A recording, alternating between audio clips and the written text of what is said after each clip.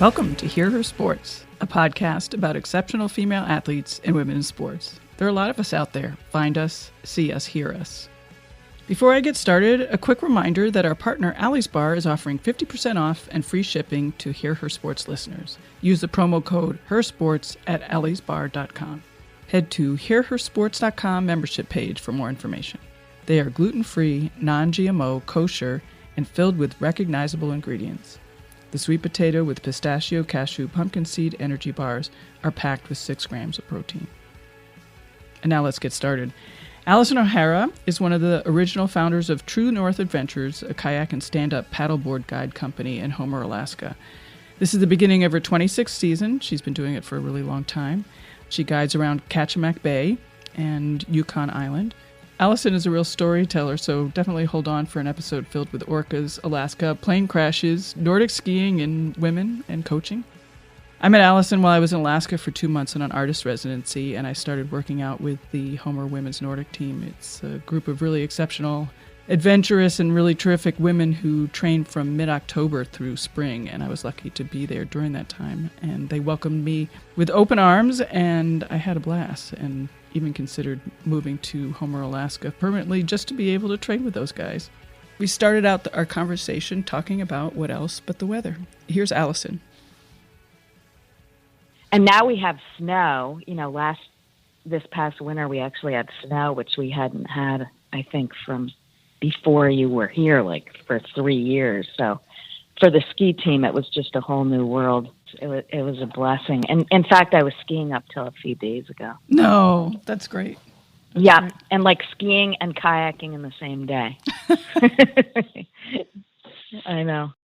I was looking at your website, and there are a lot of pictures of kayaking through ice flows. Right, and on the paddle boards. That's our newest trip. You hike up to a glacier lake, and then you paddleboard through the icebergs up to the foot of the glacier. Wow. Which is, it's pretty awesome. And it makes for great photos, too. So let's start at the beginning. I want to find out more about how you ended up in Alaska. Okay, so I went to college in Vermont, at University of Vermont, and there were other kids there that had been to Homer. They camped on the Homer Spit, so they were spit rats, is what these kids were called that worked at the fish canneries, and I just thought that sounded like an amazing thing to do. And I had never been west of Rochester, New York, and I was supposed to be a debutante, but I ran away to Alaska, and then I camped on the Homer Spit, and I was a spit rat for three summers, and I kind of upgraded to working on commercial fishing boats and all that. But yeah, we were like the Lord of the Flies out there, just a whole bunch of kids, living on the Spit. And we'd put illegal crab pots off of the dock, and, because a lot of us we didn't have any money. Did you have a job? Yeah, we finally got a job at the fish cannery, but there was a wait because you had to wait, for the fish to come back, the salmon run to start again. So there was a little bit of a lag time. Yeah, and we dumpster dive and set crab pots out. And then it was just this whole culture, this whole spit rat culture. And then I'd go back to college the next year until I graduated, pretty much. And that was in the 80s, right? Yeah, so my first summer was 83. And, Homer was definitely a different place back then. It's gotten a lot more civilized over the years. Yeah, a lot of the businesses there are very new, so I can't imagine what it was like.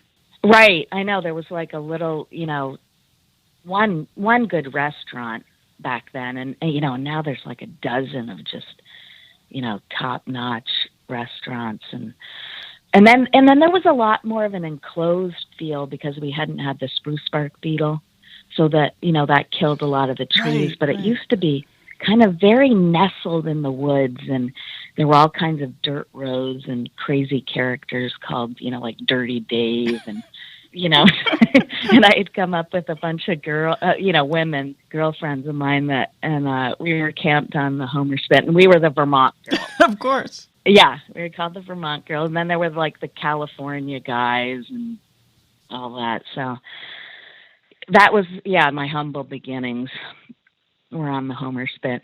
how long were you working at the cannery? I think I did 3 stints there. So I worked on the egg crew my first year, and then I got upgraded to freezer crew later on, and I worked the night shift too, so it would be like midnight to 10 a.m. And then we'd go have a beer at 10 in the morning. Right, and then you had the whole day ahead of you. Right, yeah. So we'd go to the Salty Dog at 10 a.m. and yeah, it was just pretty hilarious existence. What was the pay then? Oh, wow. So it was probably like, I think it was like $6 an hour. And then you got time and a half. $6 an hour? Over 8 hours. Yeah. Wow. Mm-hmm. That's incredible. Huh. I always have pictured those jobs as like incredibly high paying. Well, the only reason you made money was because you worked so much. Got it. You know, so I mean, you'd come out with like 80-hour weeks a lot of the time. I mean, we'd just be toast. Wow. By the end of it. So I did that for a few years, and then I commercial fished. I worked on halibut boats, you know, those big, huge flat fish. And there were hardly any women doing that at all. And I thought I was pretty cool out there with all the guys. And then I ended up on a all women's boat for I bet that was for awesome. One opener. Yeah, and we landed the fish, and we were just on top of the world.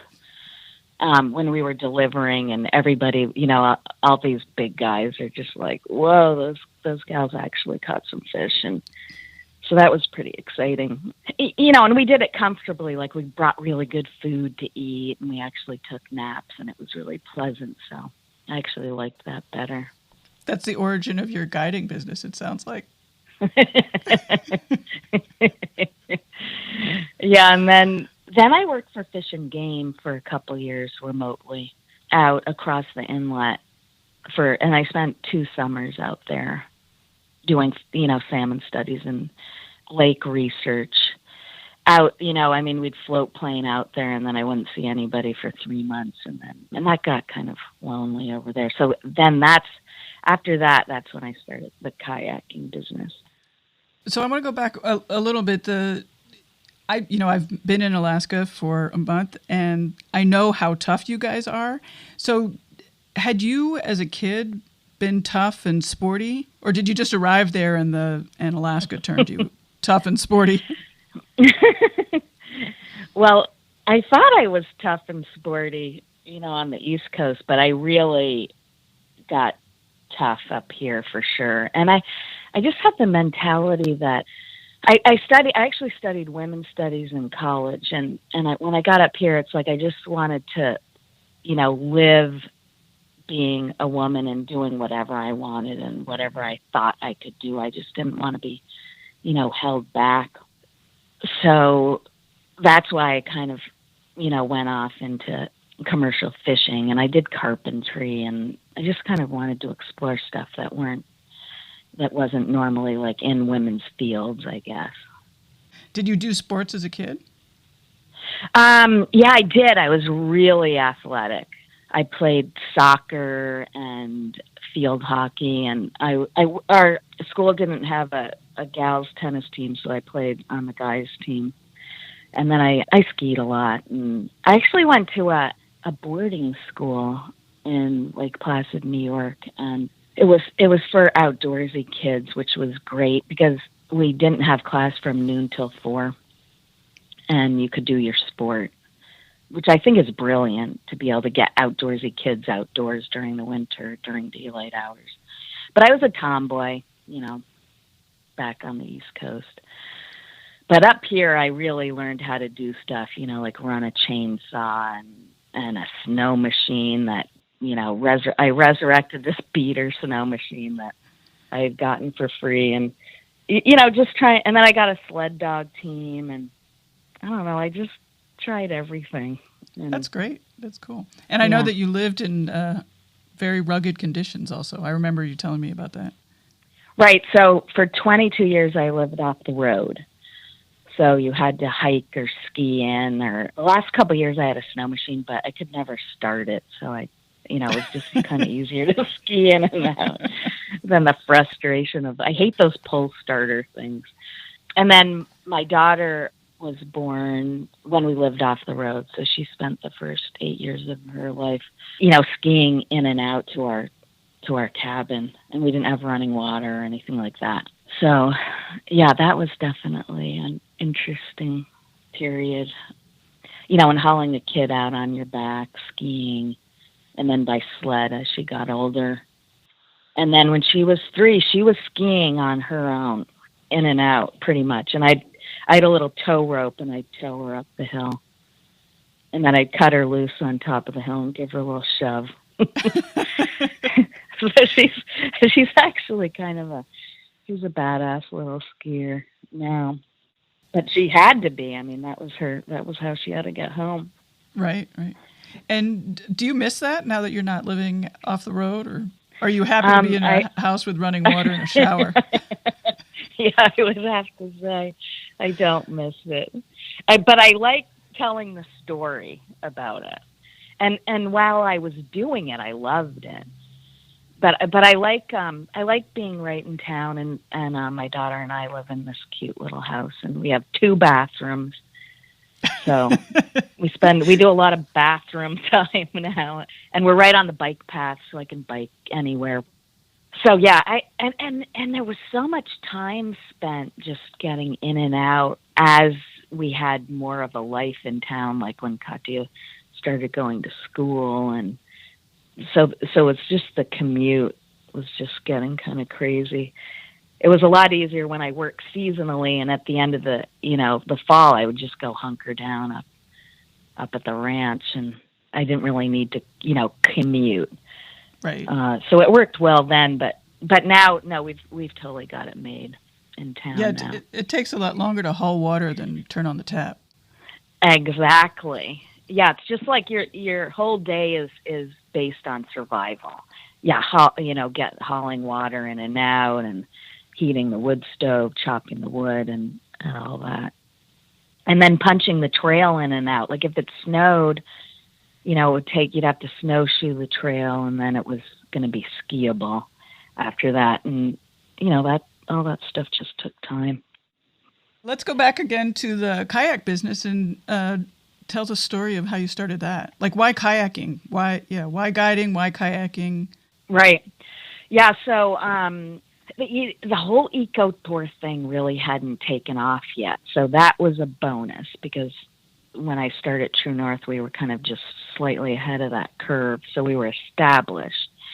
But basically I was getting, like I said earlier, kind of tired of having my summers be remote out, across Cook Inlet, working for Fish and Game. So I was trying to think of something to do in town. And I'd started to kayak with another friend of mine. And then I just thought it would be really cool to take people out kayaking and guide them. I was like, God, maybe people would pay me. Homer had mostly been a halibut fishing destination for tourists.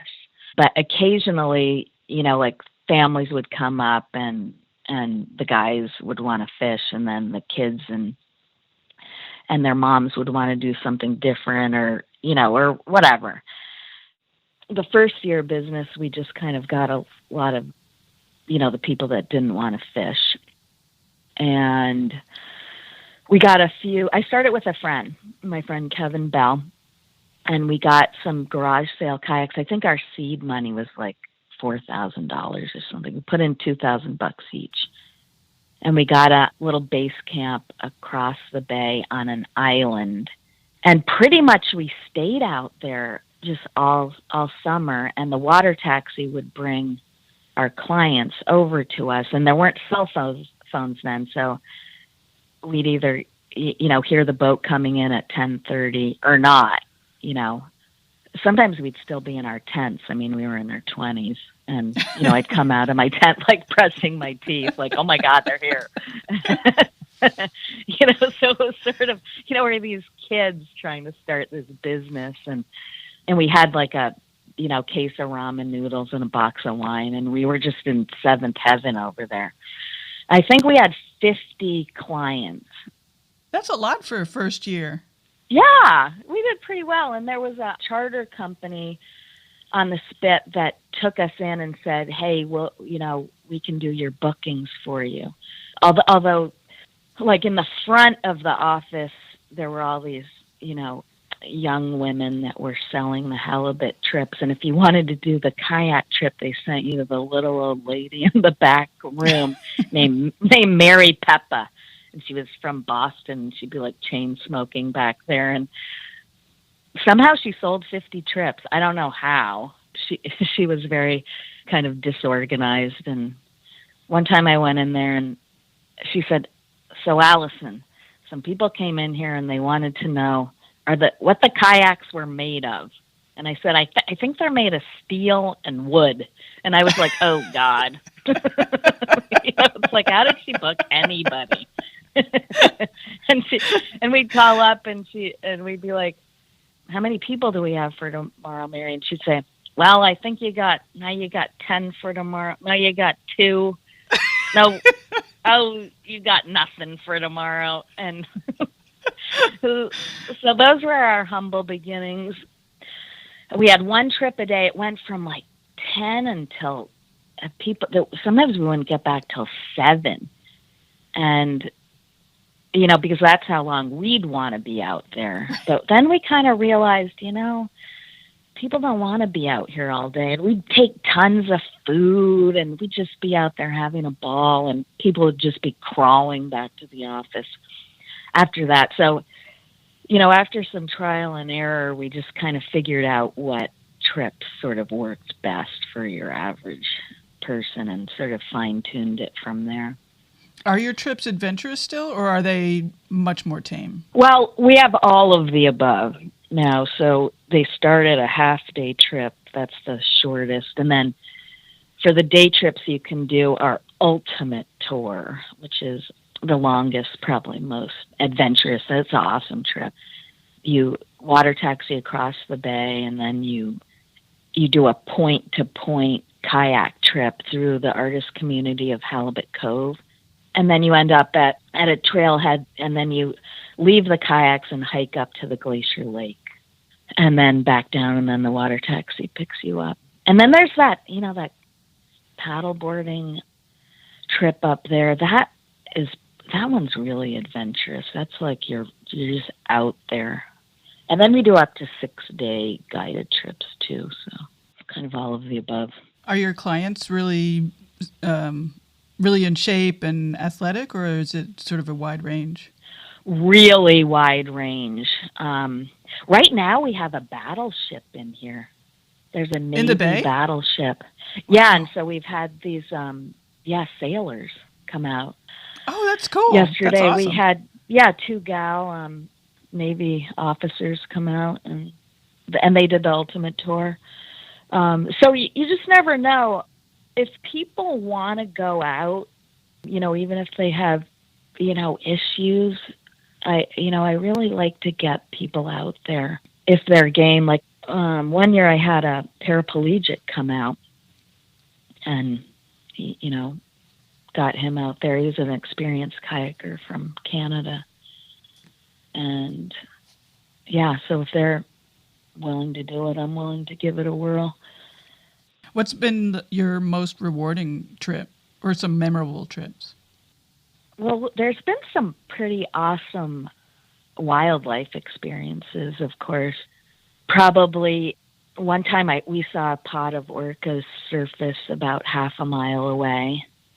And then the next thing you knew, they were right next to us, and we were like getting pinned by them next to a rock cliff. And Wow. They were kind of surfacing right next to us, and we could see, the water bubbling underneath us. And that was kind of, exhilarating and terrifying. Both. I mean, they surely knew you were there. They were kind of messing with you? Yeah, they were just checking us out. And they, surfaced for a couple minutes around us, and then they were gone. And then it's just like your hair's standing on end. It's just like, oh my God. It was like so awesome, but just completely terrifying. And, and of course for me it was like that. And I always scream, which never helps because then, it's like, oh God, the guide's screaming. But it's just so overwhelmingly awesome. Every time the whales I love, they're just really super fun to see, and you can only see part of them, like the top part of them, periodically, so you don't really know what they're doing below the surface. Like one time we had a super pod of orcas. I don't know if you know about that, but No. Because they all live with their mothers, so they live in small pods. They're matriarchal, and so periodically they have to get together in super pods to diversify their gene pools. So somehow they communicate, like acoustically, they get the word out to the other pods in their areas, and they decide where to meet annually, and it's almost to the day, which is just so magical. It's usually in early August, and so one year we had the super pod was in Kayak Bay, and it's usually for about 12 hours. They meet, and then it's just like this big party. And so strewn out in between our base camp and then the harbor were about 100 orca whales. And so they mate, and then they all go, they essentially have a one-night stand, and then they go back to their mothers. And then whichever pod the calf is born into, it stays in for its whole life with its mother. So even the big gnarly alpha male, goes back to his mother, and that's where he will stay for the rest of his life. Wow. So yeah, oh God, it was just incredible. They were everywhere, like breaching and spy hopping. That's when their noses just peek up out of the water and they kind of look around. And then they were tail lobbing. That's when they smack their tails against the water. And every time another pod would come into the bay, they'd get excited all over again. And of course, going back and forth in the water taxi, we would stop, and because it was hard to keep on schedule. You just had to stop, cut the engine, and just let the whales kind of do their thing around you. So, of course, we kept getting later and later and later for our pickups, but, people kind of understood that. Yeah, what a bonus so what if you're late? Exactly. Yeah, and it was like there was some soundtrack playing underneath the water, like the Peanuts theme song or something. The whales were just so perky and excited. So that was a neat experience for sure. And then of course there's been the crazy weather days where you get kind of weathered in somewhere. Like I got weathered in on an overnight trip. There were 12-foot seas, so we had to hunker down on this little beach. And I was with a family, but the boat was like, I don't know, it was probably 6 hours late. And I was with a family with adult children, and then one of them had there was the son and his wife, and they actually went to take a nap while we were waiting for the boat. And then I got a card a few months later saying that she got pregnant waiting for the boat, so that was kind of cool. That's not a nap. I know, you call that a nap. Yeah, it's like a nap. Close. And they actually, the middle name of the boy is Kayak. Have you had any really scary experiences? I mean, like truly scary, safety scary type experiences? Probably the scariest one was we were trying to do fly-in trips on the other side of the mountains. So in the Gulf of Alaska, so you'd take a float plane, and we were doing a reconnaissance trip, Kevin and I. We did an 8-day trip over there in the Kenai Fjords.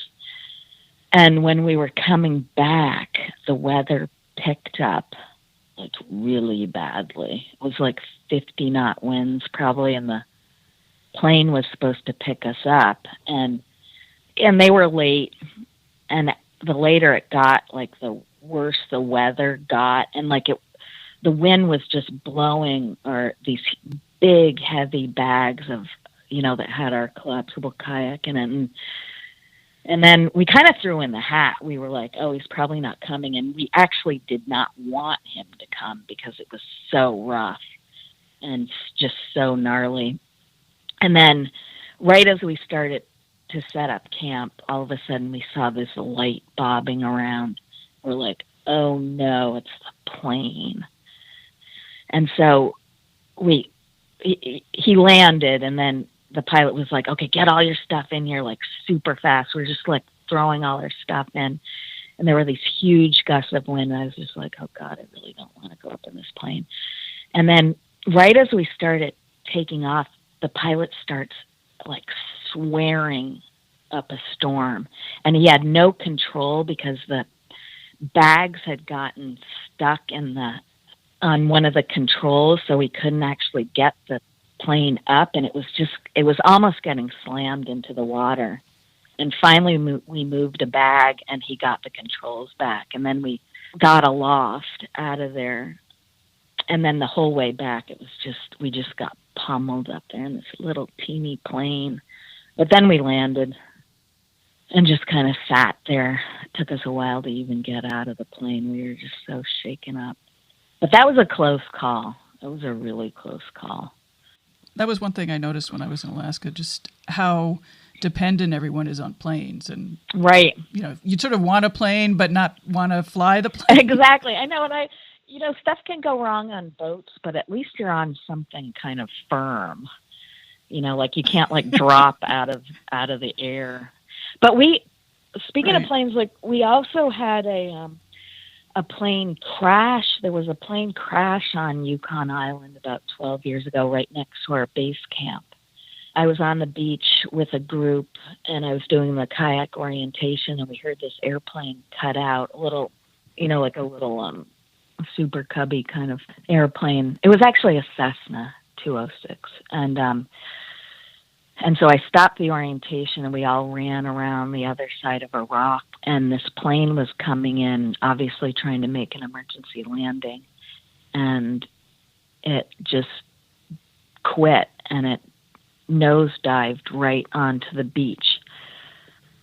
And so all my little clients, we were all in spray skirts, and we had to rescue 4 people out of this commercial plane coming from Seldovia over to Homer.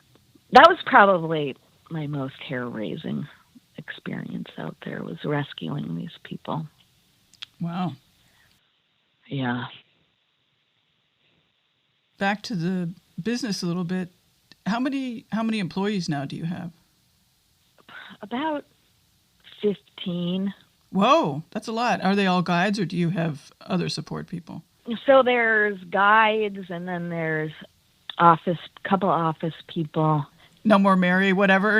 Yeah, no more Mary Pepper. Oh my God. No, I have an amazing office person named Melanie Champagne. And she knows that the kayaks aren't made of steel and wood? Yeah. Yeah, we've come a long way from my humble beginnings. Yeah, Melanie is she keeps everything together. She's the glue, for sure, of the business, because I'm not that good with detail stuff.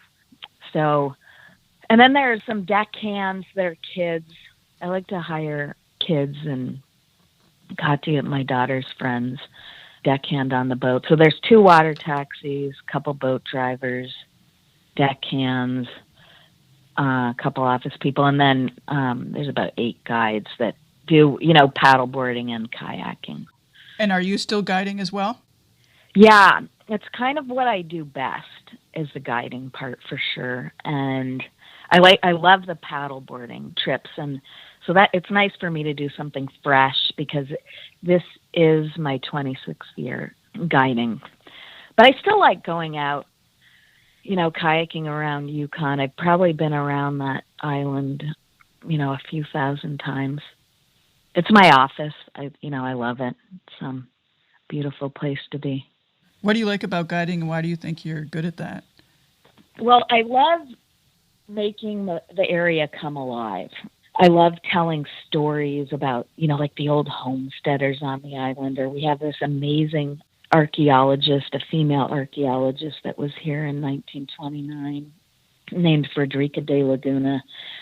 And I love talking about her and her whole story, and then all the intertidal life, the big sunflower sea stars and sea anemones, and, just sharing that, all that rich information, and then, hopefully getting people interested in, protecting our bay or, other really important, amazing areas in nature.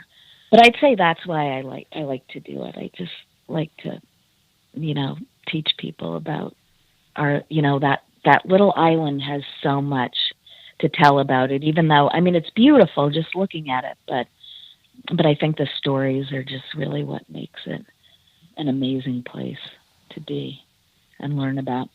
Well, you're certainly a good storyteller. Oh, thanks. I got it from my dad. That's good. Have you had any issues being a female guide or run into sexism? Occasionally. I used to have a small water taxi.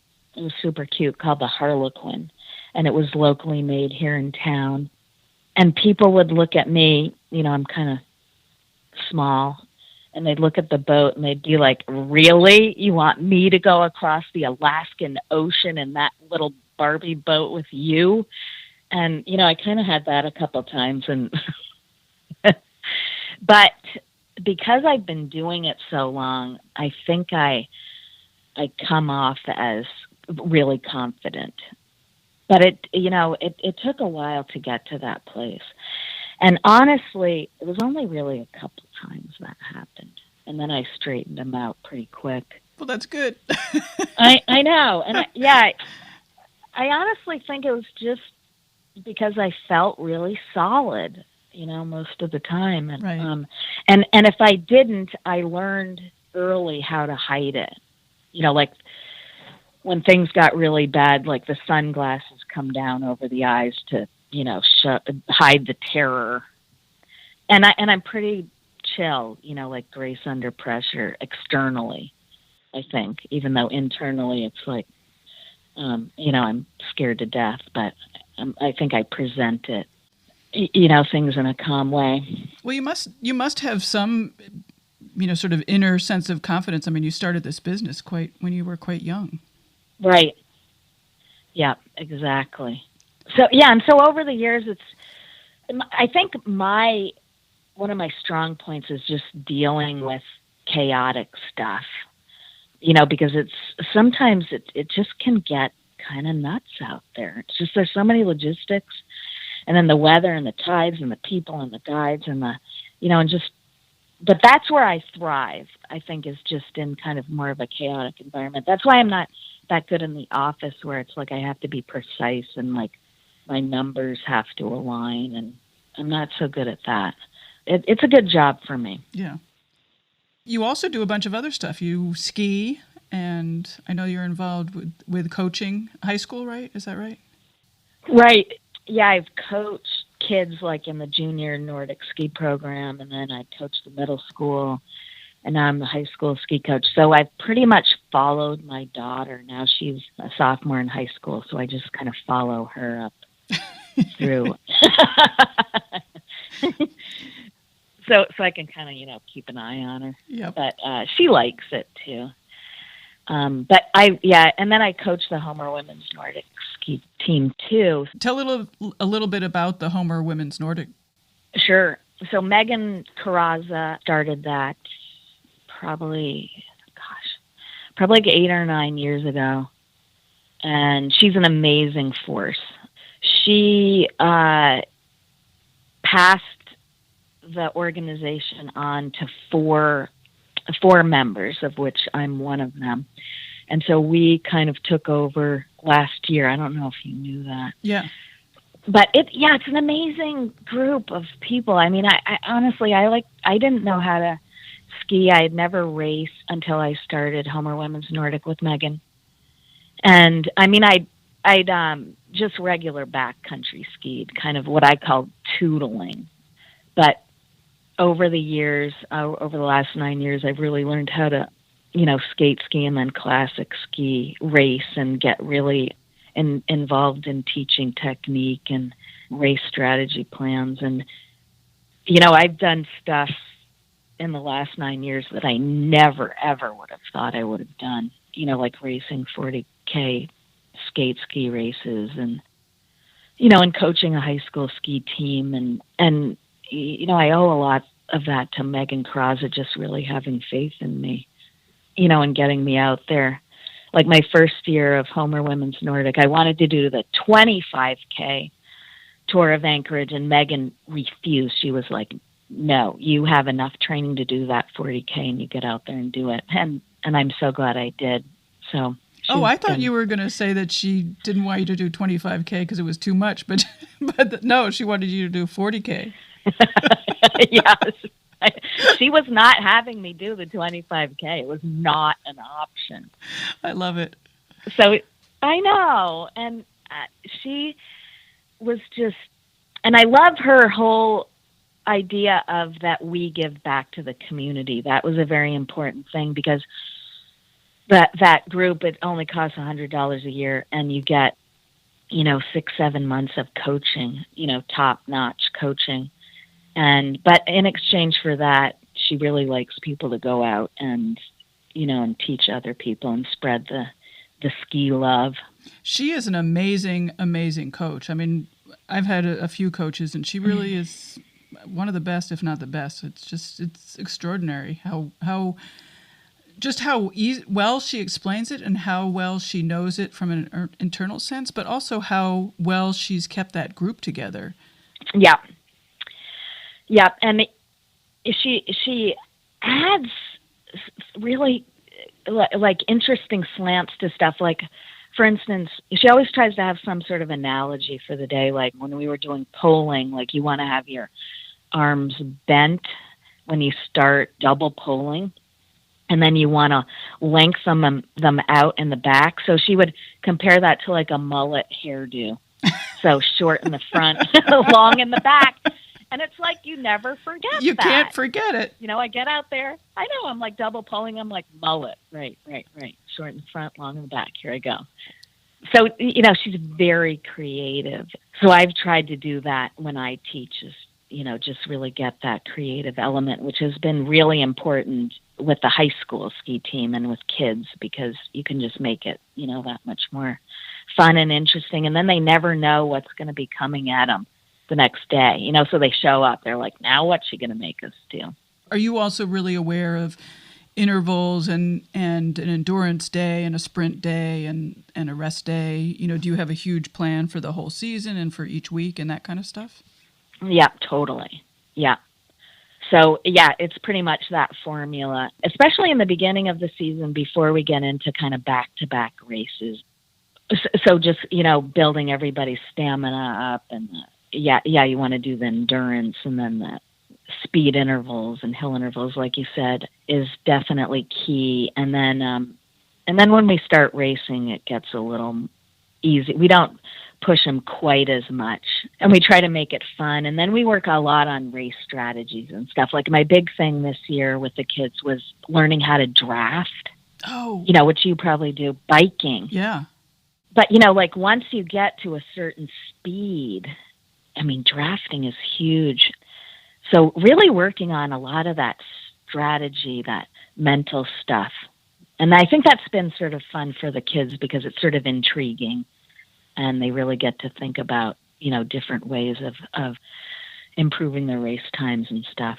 Well, it's interesting with the kids because, like, for instance, this year I was chasing them all around, and they're really fit. I mean, like, and they're young. So one of the kids, and they're young, and one of our skiers just broke. I think it was like a 5-minute, 40-second mile. I mean, these guys are strong and fast and fit. So when I'm training with them, and I'm 53, it's like, I feel like I'm just like a slug out there. And then I get into racing with my peers, and it's like, well, actually, I'm pretty darn fast once I get around, like people in my age group. So I end up kind of training with them, and then inadvertently, and when I get to do my own races, I do really well. So it's sort of, I do both at the same time. That's nice. Yeah. So I had 2 really good races this past year, better than ever in my whole life. So basically, it ain't over till it's over, as far as I'm concerned. I just feel really great that I'm getting better in my 50s instead of, getting slower. So I'm really excited about that. I just feel really strong and good. And yeah, I got 3rd in my age group in the Tour of Anchorage. Oh, wow. That's a big event. Yeah, and then 22nd overall out of like 250 people. And then I got 4th in the Homer Marathon here. Running marathon. Did you run? No, it's the ski marathon. I'm a terrible runner. I'm really slow. So I think it's just, if I add my arms, then I'm, because of skiing, you can use your arms. And then I'm Oh, that's good right, because of all that kayaking. Of all the kayaking. Yeah, it's like you add my legs and it slows me down. That's funny. Tell me more about the Homer Women's Nordic and what you guys are doing in the summer, if anything. I can't remember if anything happens during the summer. Yeah, usually we try to have, you have X amount of hours that you train in the summer. So, and then you get like a prize at the end of it. And then a lot of us try to do the Lost Lake Run. It's a 16-mile trail run, which is awesome in Seward. It goes up and over a mountain. So a lot of people train for that during the summer. And then the training starts in earnest in like October 1st. And that's dry land stuff. So it's like roller skiing and then hill intervals, and we'll do beach runs. And then we do beach plyometrics. You might have done that. Did you ever do that on the beach? So we go down to the low tide, and then you just do plyometrics. So it's kind of like working on fast twitch muscles, and we do like ski jumps, and then we'll grab rocks and do like rocks off the beach and do, tricep lifts and blah, blah, blah. And we'll do plank positions. So we love to do that, get out on the beach. So we try to shake it up with the dry land training. And then as soon as the snow flies, we're out on our rock skis. So even if, it might be like 50% snow, 50% grass, we're out there, as soon as we can. I never knew what rock skis were until I was with you guys. I was like, what the hell's a rock ski? What the heck's a rock ski? So yeah, as soon as we can, we're out on the snow. And then basically we train to peak for the Tour of Anchorage is what most people are peaking for. And that's usually the first week in March up in Anchorage. And then we all go up together, which is one of the things I just love about Homer Women's Nordic is we get a big house and people bring their kids, you bring your families for sure.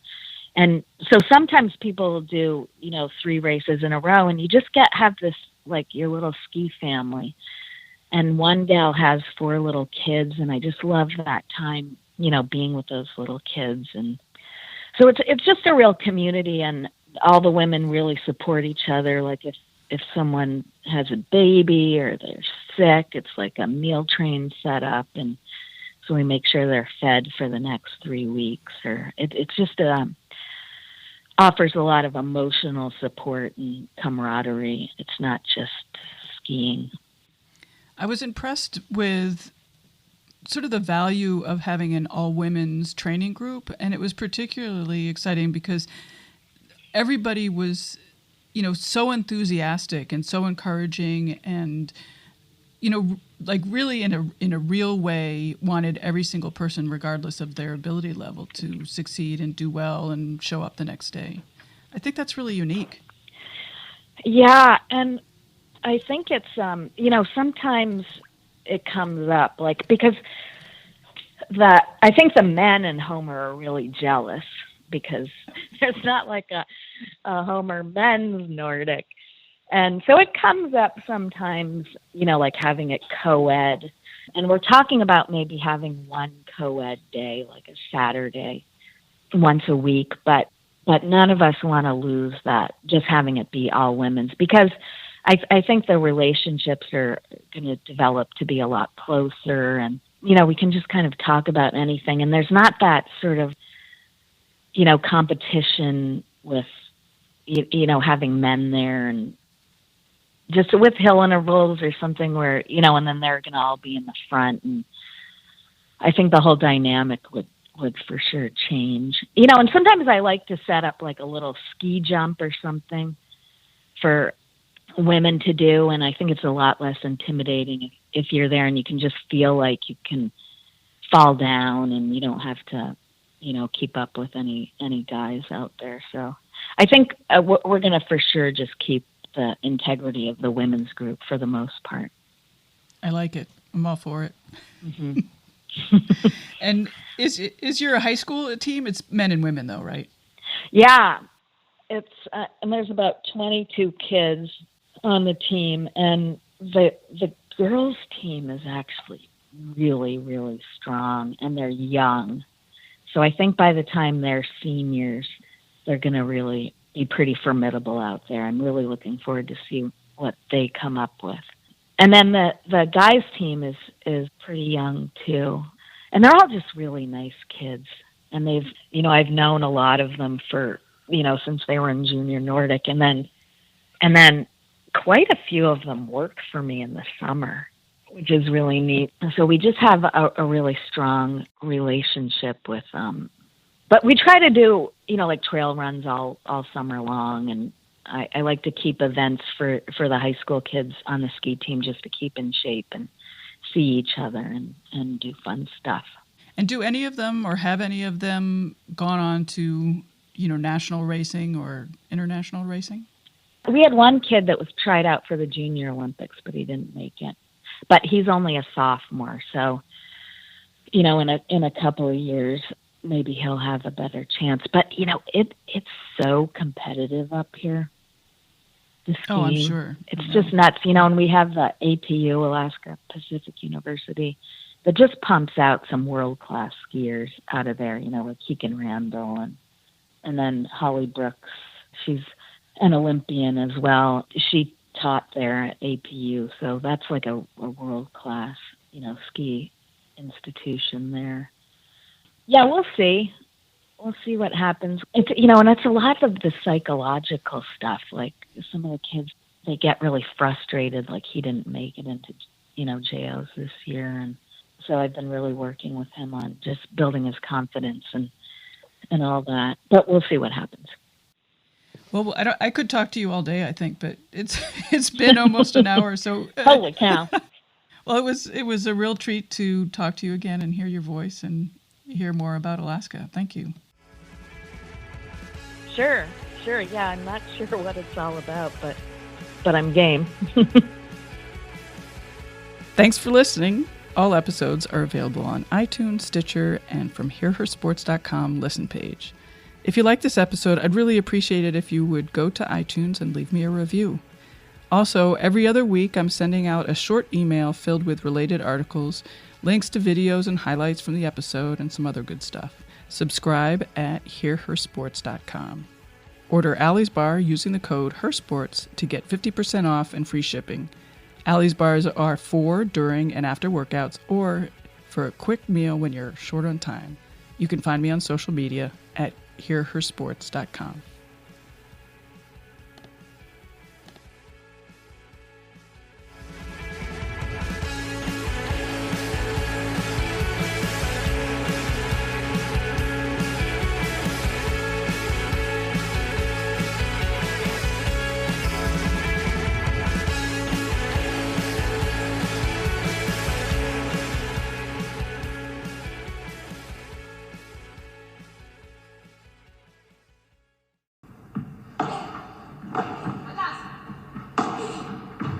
Hey there, and welcome to the Joy of Paddle podcast, hosted by me, Minter Dial, a veteran of the paddle tennis world, and sponsored by Paddle 1969.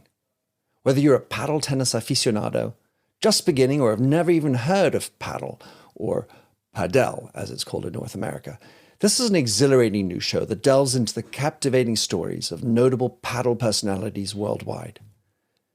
In its inaugural season, you'll be treated to exclusive anecdotes, valuable tips, life lessons, and humorous moments shared by esteemed professional paddle players, industry insiders, and passionate paddle enthusiasts. With each season aligning with the Pro Tour, you can anticipate 2 engaging episodes per month. The Joy of Paddle podcast is part of the Evergreen Podcast Network, where you can find other great shows in a number of categories, such as sports, health and wellness, true crime, and fiction. To find out more about Evergreen Podcasts, go to www.evergreenpodcast.com. Vamos!